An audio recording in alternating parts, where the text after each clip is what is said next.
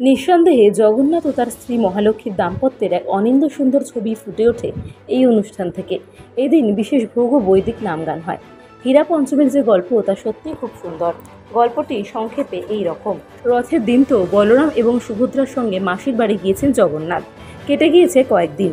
স্বাভাবিকভাবেই মন ভালো নেই মহালক্ষ্মীর। স্বামী যে বলে গিয়েছিলেন একদিন পরেই ফিরে আসবেন। শেষ পর্যন্ত পঞ্চম দিন ধৈর্যের বাঁধ ভাঙল তার। গুন্ডিচা মন্দিরে উপস্থিত হলেন পালকি চড়ে। এদিকে জগন্নাথ খবর পেয়ে গিয়েছেন স্ত্রী আসছেন। তিনি মন্দিরের দরজা বন্ধ করে দিলেন। স্বাভাবিকভাবেই এবার মহালক্ষ্মী আরও রেগে গেলেন। এরপর তিনি জগন্নাথের রথ নন্দীঘোষের কিছু অংশ ভেঙে দেন। এই গল্প যেন আমাদের চেনা গেরস্থালির গন্ধমাখা ছবি ফুটিয়ে তোলে। দেবতা এভাবেই যেন ঘরের লোক হয়ে ওঠেন। দেখতে দেখতে আজও বহু মানুষ ভিড় করেন। 9 জুলাই উল্টোরথের দিন মধ্যে দিয়ে শেষ হবে রথযাত্রা। সেদিনই গুন্ডিচা মন্দির থেকে পুরী মন্দিরে ফিরবেন জগন্নাথ, বলরাম, সুভদ্রা। একে বলা হয় বহুদা যাত্রা। প্রসঙ্গত, গত 2 বছর অতিমারি ধাক্কায় পুরীর রথযাত্রায় সাধারণ ভক্তের সমাগম হয়নি, কিন্তু এবার নিষেধাজ্ঞা ছিল না। ফলে রথযাত্রায় অংশ নিতে উপস্থিত হন বহু মানুষ। নিঃসন্দেহে জগন্নাথ ও তার স্ত্রী মহালক্ষ্মীর দাম্পত্যের এক অনিন্দ সুন্দর ছবি ফুটে ওঠে এই অনুষ্ঠান থেকে। এদিন বিশেষ ভোগ ও বৈদিক নামগান হয়। হীরা পঞ্চমীর যে গল্প তা সত্যিই খুব সুন্দর। গল্পটি সংক্ষেপে এই রকম। রথের দিন তো বলরাম এবং সুভদ্রার সঙ্গে মাসির বাড়ি গিয়েছেন জগন্নাথ। কেটে গিয়েছে কয়েকদিন। স্বাভাবিকভাবেই মন ভালো নেই মহালক্ষ্মীর। স্বামী যে বলে গিয়েছিলেন একদিন পরেই ফিরে আসবেন। শেষ পর্যন্ত পঞ্চম দিন ধৈর্যের বাঁধ ভাঙল তার। গুন্ডিচা মন্দিরে উপস্থিত হলেন পালকি চড়ে। এদিকে জগন্নাথ খবর পেয়ে গিয়েছেন স্ত্রী আসছেন। তিনি মন্দিরের দরজা বন্ধ করে দিলেন। স্বাভাবিকভাবেই এবার মহালক্ষ্মী আরও রেগে গেলেন।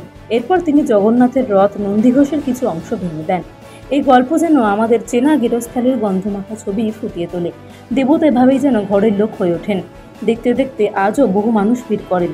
9 জুলাই উল্টোরথের দিন মধ্যে দিয়ে শেষ হবে রথযাত্রা। সেদিনই গুন্ডিচা মন্দির থেকে পুরী মন্দিরে ফিরবেন জগন্নাথ, বলরাম, সুভদ্রা। একে বলা হয় বহুদা যাত্রা। প্রসঙ্গত, গত 2 বছর অতিমারি ধাক্কায় পুরীর রথযাত্রায় সাধারণ ভক্তের সমাগম হয়নি, কিন্তু এবার নিষেধাজ্ঞা ছিল না। ফলে রথযাত্রায় অংশ নিতে উপস্থিত হন বহু মানুষ। নিঃসন্দেহে জগন্নাথ ও তার স্ত্রী মহালক্ষ্মীর দাম্পত্যের এক অনিন্দ সুন্দর ছবি ফুটে ওঠে এই অনুষ্ঠান থেকে।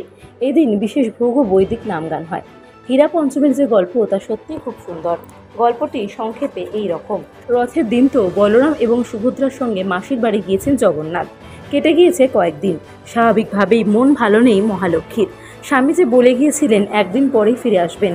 শেষ পর্যন্ত পঞ্চম দিন ধৈর্যের বাঁধ ভাঙল তার। গুন্ডিচা মন্দিরে উপস্থিত হলেন পালকি চড়ে। এদিকে জগন্নাথ খবর পেয়ে গিয়েছেন স্ত্রী আসছেন। তিনি মন্দিরের দরজা বন্ধ করে দিলেন। স্বাভাবিকভাবেই এবার মহালক্ষ্মী আরও রেগে গেলেন। এরপর তিনি জগন্নাথের রথ নন্দীঘোষের কিছু অংশ ভেঙে দেন।